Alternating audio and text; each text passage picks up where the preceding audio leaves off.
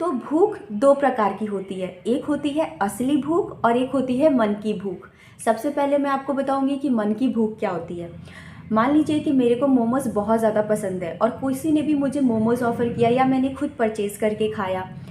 अगले ही पल क्या होगा, अभी मैं मोमोज़ खा के फिट हूँ, मेरे सामने समोसे आ गए या मेरे सामने पिज़्ज़ा आ गया, मैंने वो भी खा लिया।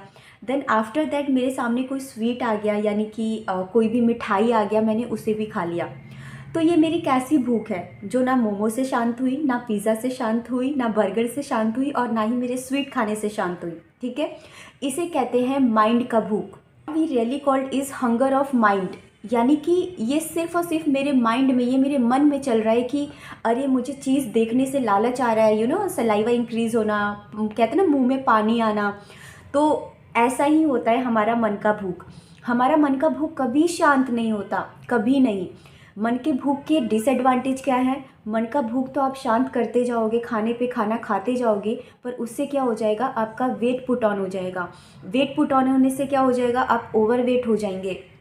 मोटापा एक बहुत बड़ा गंभीर समस्या है और मोटापे के कारण आपको 100 नई तरह की रोगों का सामना करना पड़ता है। यानी कि अगर आप ओवरवेट हो जाते हैं तो भी दिक्कत है, मोटे हो जाते हैं तो भी दिक्कत हो जाते हैं।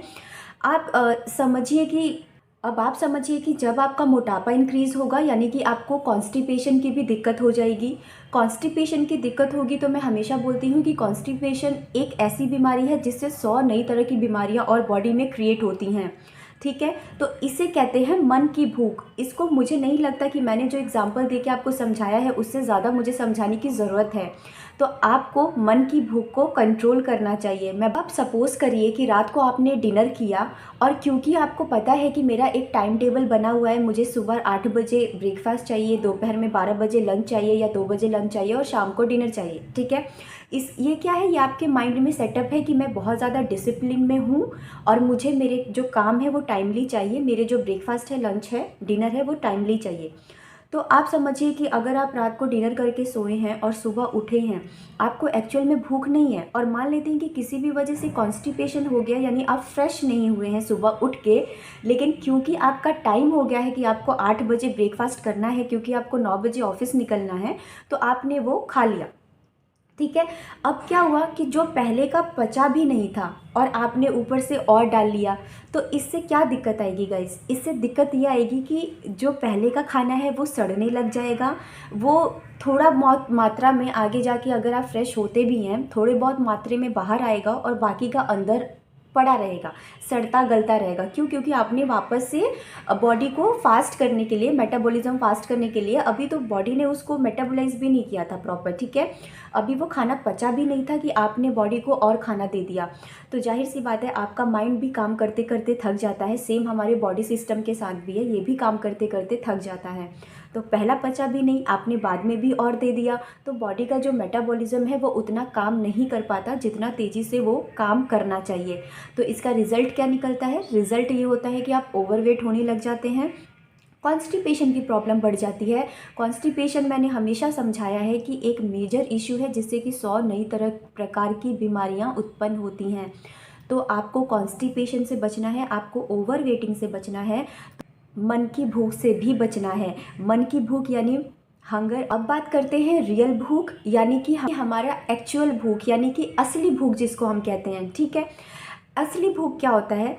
अगर मुझे भूख लगा है तो मेरा माइंड मुझे इंडिकेट करेगा, मेरी बॉडी सिस्टम इंडिकेट करेंगे कि मुझे भूख है। मतलब मैं तड़प जाऊंगी खाने के लिए कि मेरे सामने जो आए मुझे खाना है। ठीक है, फिर मैं ये डिमांड नहीं करूँगी कि ओ मैं बैंगन नहीं खाती, ओ मैं पालक नहीं खाती एंड ऑल। अगर मुझे भूख है तो मुझे बस खाना चाहिए मेरे सामने। तो गाइस समझिए, मैं ये बिल्कुल नहीं कह रही हूँ कि इसमें आप चटर पटर मत खाइए, हेल्दी खाइए। नो डाउट आपको जो पसंद है वही खाइए, लेकिन तब खाइए जब आपको एक्चुअल में भूख लगता हो। जब आपको एक्चुअल में भूख लगेगा और खाना आपके सामने आएगा तो आप उसको मन से खाएंगे। मन से खाएंगे तो वो डाइजेस्ट भी प्रॉपरली होगा। है ना कि खाना जो है वो छोटे छोटे पीसेस में करके खाना चाहिए, क्यों? ताकि वो च्यू प्रॉपर हो।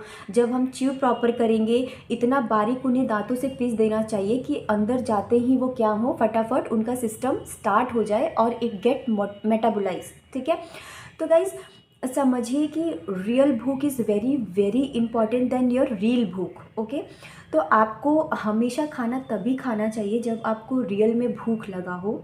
थोड़ा बहुत तो ऊपर नीचे चलता है, मैं ये बिल्कुल नहीं कह रही हूँ कि हमेशा आपको असली भूख ही लगे। नो डाउट कभी कभी आप मन की भूख पे शिफ्ट हो सकते हैं, लेकिन रेगुलर, अगर रेगुलर अपनी लाइफ में चेंजेस चाहते हैं, रेगुलर फिट रहना चाहते हैं, तो उसके लिए मन की भूख को छोड़ के असली भूख बहुत बहुत ज़्यादा ज़रूरी है। तो गाइज़, आपको हमेशा कोशिश करना चाहिए कि जब आपको भूख लगे तभी आप खाना खाएं, आप मन की भूख पे ना जाएं।